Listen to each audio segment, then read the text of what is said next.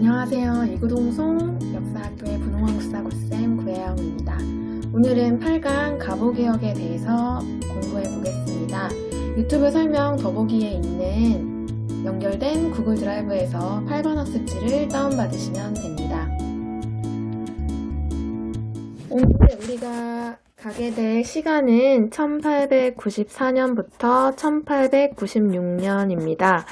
이 3년 사이에는 정말 많은 일들이 있었는데요.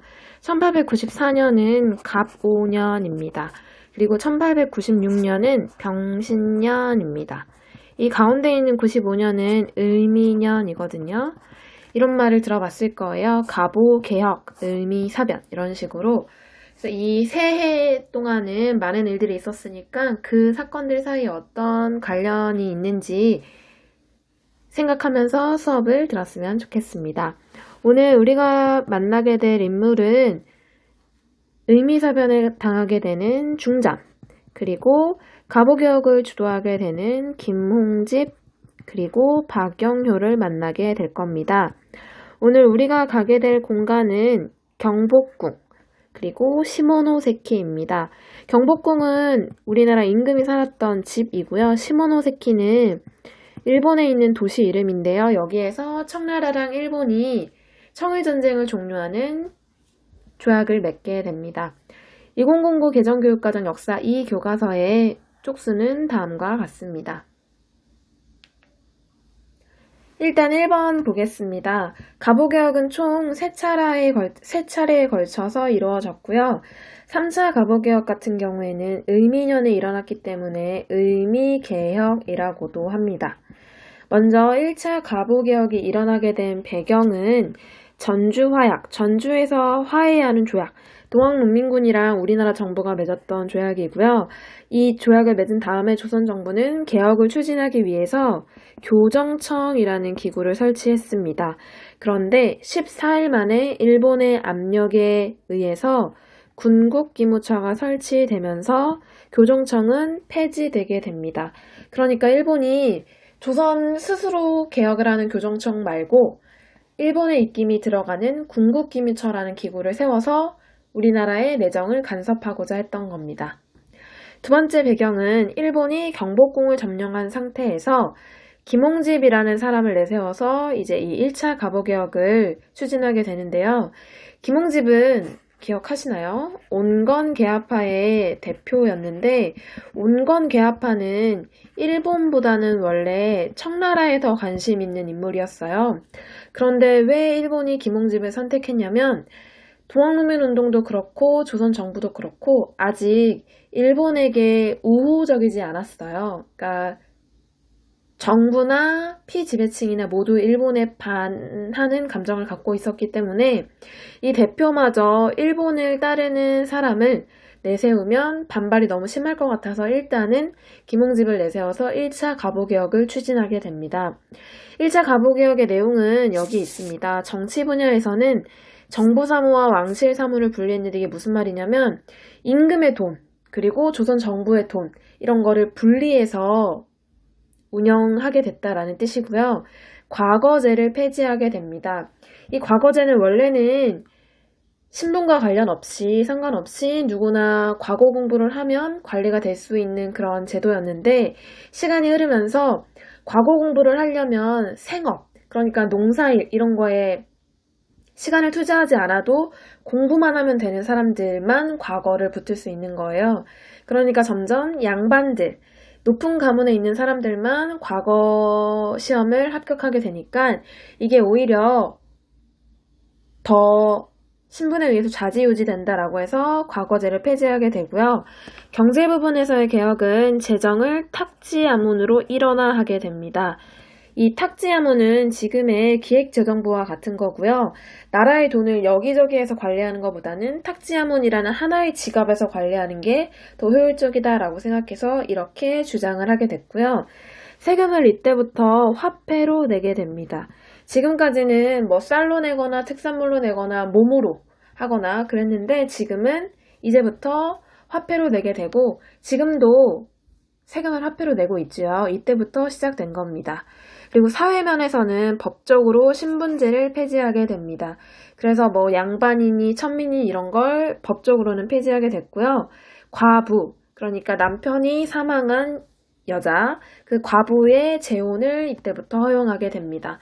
남자는 이전에도 재혼할 수 있었는데 여자는 재혼할 수 없었거든요. 근데 이때부터 그것을 허용하게 됐다라는 뜻입니다. 이렇게 1차 가부개혁을 진행을 하다가 일본이 이제 피지배층이건 뭐 관리들이건 눈치 볼 필요 없이 청일전쟁에서 승기를 잡게 돼요. 그래서 아예 군국기무처마저도 폐지하고 친일 세력인 박영효를 귀국시켜서 개혁을 주도하게 합니다. 박영효를 어디서 귀국시키냐면 일본에서부터 귀국시키게 됩니다. 이 박영효는 1884년 갑신년에 있었던 갑신정변을 주도했다가 그게 3.1천하로 끝나게 되잖아요. 그래서 일본으로 도망을 갔었는데 이제 일본이 1차 가부개혁까지는 약간 눈치를 봤는데 이제 그럴 필요 없이 청일전쟁에서 완전히 승리하려고 하니까 아예 친일파를 앞에 내세워서 본인의 입맛에 맞는 개혁을 더 추진하게 되고요. 그게 2차 가부개혁입니다. 내용은 지방행정구역을 개편을 했는데 8개 도, 지금도 경기도, 경상도, 전라도 이런 도잖아요. 원래 조선은 8도였는데 이걸 23부. 지금도 일본은 도쿄부 이렇거든요. 그래서 일본의 행정구역으로 똑같이 개편하게 됩니다. 그리고 사회면에서는 사법권을 독립시키는데요. 사법권 독립은 이런 의미입니다. 옛날에 조선에서는 사또가 곤장도 치고 세금도 걷고 군대도 거느렸는데 다시 행정, 사법, 군사 이 모든 걸 한 사람이 가지고 있었는데 이거에서 사법권을 독립시켰다라는 뜻입니다. 그래서 재판소를 설치했고 이제 그 재판은 판사가 하게 되는 거죠. 그 다음에 지읒은 홍범 14조입니다. 홍범 14조라는 14개 조의 개혁안을 발표를 해서 이제 2차 가부개혁의 내용을 공포하게 됩니다. 여기에는 뭐 사범학교나 소학교에 대한 내용도 들어가 있습니다. 그러다가 3차 개혁 때는 3차 가부개혁이 실시된 직접적인 계기는 의미사변이에요. 의미사변은 을미년에 일어난 정치적인 변화라는 뜻인데 중전이었던 명성황후가 일본에 의해서 시해당하게 돼요. 그래서 이제 완전히 친일파들이 권력을 잡게 됐는데 다시 김홍집을 데려온 이유는 중전까지 죽였기 때문에 일본에 대한 반일 감정이 더 커지게 됐어요. 그래서 다시 그 반일 감정을 무마하기 위해서 온건계합파였던 김홍집을 데리고 옵니다. 그래서 김홍집을 내세워서 실시한 3차 가부개혁, 다른 말로 을미개혁의 내용은 건양이라는 연호를 사용하고요. 연호는 연도에 붙이는 이름이에요. 그래서 만약에 1895년에 건양 연호를 시작한다 그러면 1895년이 건양 1년입니다. 그러면 1896년이 건양 2년 이런 식으로 되는 겁니다. 그 다음에 사회면에서는 태양력을 사용했고요. 왜 양력, 음력 할 때 그 양력이에요. 태양을 기준으로 하는 달력이라는 뜻입니다. 그리고 단발령을 실시했는데 머리를 자르는 명령이라는 뜻이고 이것 때문에 양반 유생들이 크게 반대하게 됩니다. 그래서 을미사변 그리고 단발령에 반대해서 일어난 의로운 병사가 을미의병입니다. 이 세 차례에 걸친 가부개혁의 의의는 개항 이후에 실시된 여러 가지 개화 정책을 계승하면서 동학농민군의 요구도 일부 수용했다는 거에 의의가 있습니다. 하지만 한계는 일본의 간섭으로 인해서 군사제도는 개혁이 이루어지지 않는데 그 이유는 조선의 군대가 커지면 일본이 싫어하겠죠. 그래서 군사제도 개혁은 소홀했다는 거, 그리고 토지제도는 개혁하지 않아서 백성들의 지지를 얻지 못했다는 한계를 지니고 있습니다. 두 번째로는 이 가보년, 을미년, 병신년 이 세 해 동안 이제 여러 가지 사건들이 일어나는데요. 일단 방금 전에 잠깐 언급했던 청일전쟁이 일어났었는데 거기에서 일본이 아예 승리하게 됩니다. 그래서 여기가 중국 땅이고 이게 우리나라, 이게 일본이면요. 여기 있는 땅이 대만이에요. 타이완이라고도 하지요. 그리고 여기 있는 반도가 랴오동 반도입니다. 랴오동 반도는 요동 반도라고 하고요. 이 청일전쟁에서 일본이 승리하자 일본이 청나라한테 이 두 군데를 달라고 해요. 대만이랑 랴오동반도를 달라. 그래서 청나라가 줬죠. 일본한테 졌으니까. 근데 이걸 보고 있던 러시아가 위협을 느낍니다. 왜냐면 대만까지는 괜찮은데 랴오동반도를 일본이 먹으면 여기가 바로 러시아 땅이에요. 그래서 자기네를 위협한다 이거죠. 그래서 친구였던 독일, 프랑스를 데리고 와서 일본한테 야, 너 랴오동반도는 다시 내놔 라고 해서 청나라한테 다시 돌려주게 됩니다. 그리고 의미사변은 방금 말한 것처럼 일본 외교관 미우라 고로가 주동이 돼서 명성황후를 시해하고 이제 친일파들을 좀 더 키운 사건인데 이걸 계기로 고종이 궁궐 안에 들어와서 내 와이프까지 죽이다니 그래서 두려움을 느껴서 자신의 몸을 보호하기 위해서 러시아 공사관으로 대피하게 됩니다.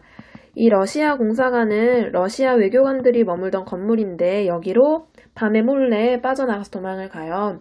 그 이유는 다시 청일전쟁이 일어나기 전까지는 우리나라를 두고 청나라랑 일본이 싸웠는데 이제 청일전쟁에서 일본이 이기게 되잖아요. 거기에 이제 일본의 입김이 너무 세지고 자기 와이프까지 죽게 되니까 다른 보호막을 찾아야겠다라고 해서 생각해낸 보호막이 러시아였던 거예요. 왜냐면 삼국 간섭에서 일본을 제지시켜줬잖아요. 그래서 러시아가 든든한 백이 될 수 있겠다라고 해서 러시아에게 도움을 요청한 사건입니다. 그래서 러시아 공사관에서 고종이 1년 정도 머물게 됩니다. 그럼 문제로 오늘 강의 정리해 보겠습니다.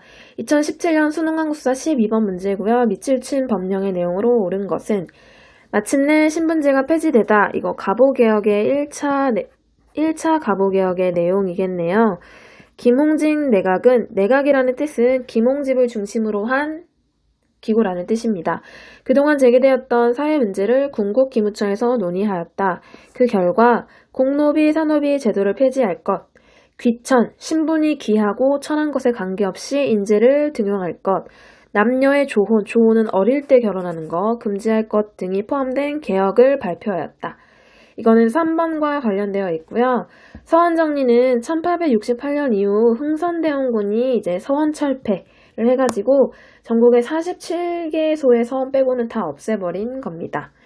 경인선은 1899년에 개통이 됐고요. 경성, 서울과 인천을 잇는 철도였습니다. 전시가 제도는 고려 관리에게 지급되었던 토지 제도고요. 시정 전시과, 개정 전시과 이런 게 있었죠. 그다음에 전민변정도감은 고려 공민왕 때 설치했던 기구고요. 신돈의 개혁 정치와 관련이 있습니다. 이번 문제 보겠습니다. 2020년 수능 한국사 13번에 나왔던 문제인데요. 다음 사건의 배경으로 가장 적절한 것은 고종은 일본에 의해 볼모가 되어 갇혀있다. 물밑에서는 은밀한 계획이 진행되고 있었는데 충성스러운 신하들이 왕을 구출하기로 결심한 것이다. 이에 왕과 세자, 왕의 아들은 궁을 벗어날 수 있었고 1시간 뒤 전 세계는 아래와 같은 소식을 접하게 되었다.